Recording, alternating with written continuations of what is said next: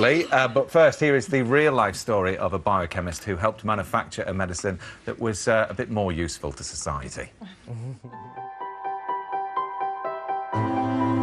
History books tell us that penicillin was a chance discovery made by Alexander Fleming.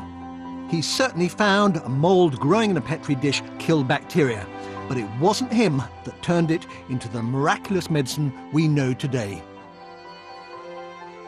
The thing is that Fleming was unable to extract anything useful from his mould, so his discovery just lay gathering dust, until more than 10 years later, a mild-mannered biochemist called Norman Heatley took the first steps towards producing a life-saving drug. Heatley was crucial to turning Fleming's discovery into a practical drug, yet he remains largely unrecognised. He was part of an Oxford team of scientists who in the late 1930s were searching for a new way to combat bacterial infection. If the bacteria-killing properties of Fleming's mould could be isolated, it might prove useful. Dr. Eric Sidebottom, a friend of Heatley's, recalls Norman's key contribution to the team.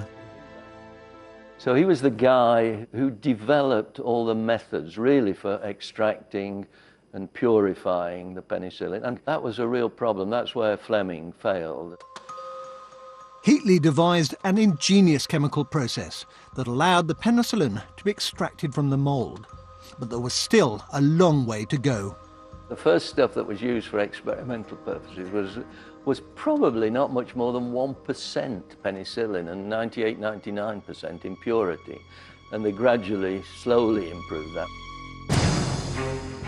Having cracked the extraction technique, the next step would be to test penicillin on mice to see if it killed infections. To do that, they needed to grow more mould. Heatley came up with an unusual solution. And we found that you could grow the stuff in tins, curiously enough, but the best container was the hospital bedpan. Using bedpans and milk churns, the team eventually produced enough penicillin to begin animal trials. I stayed at the lab till 3:45, by which time all 4 control animals, the ones who hadn't received penicillin, were dead. But the treated mice seemed very well. It really looks as if penicillin may be of practical importance. That's a classic understatement. They could now start human trials, but for much bigger subjects, they needed a lot more penicillin. They achieved this with the help of the Penicillin Girls, 6 young women who grew mould in hundreds of vessels. After years of hard work, the Oxford team proved that penicillin could be used to kill bacterial infections in humans. It was widely used in the war effort, where it was credited with saving countless soldiers' lives. Production began on an industrial scale, and penicillin became the world's first effective antibiotic. In 1945, the Nobel Prize for Medicine was awarded to Fleming and the lead scientists on the Oxford team. Norman Heatley didn't get a mention. He was considered too junior. Despite this oversight, Heatley's daughter Tamsin thinks her dad was too humble to be bitter.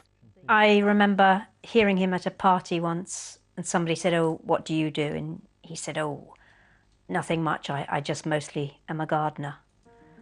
He was very modest, very kind. There was a war on. People were losing their lives all around. He had strong moral code and felt that he could help mankind. Norman Heatley was a vital link in the chain of people that turned a medical curiosity into a wonder drug. Since its discovery, penicillin has saved the lives of millions of people. Wow. Oh, well, yeah, lovely man. Yeah, now, that's the sort of drug you should have been making in your RV, Jesse Pinkman. Right? Yes. Listen to me. Yeah.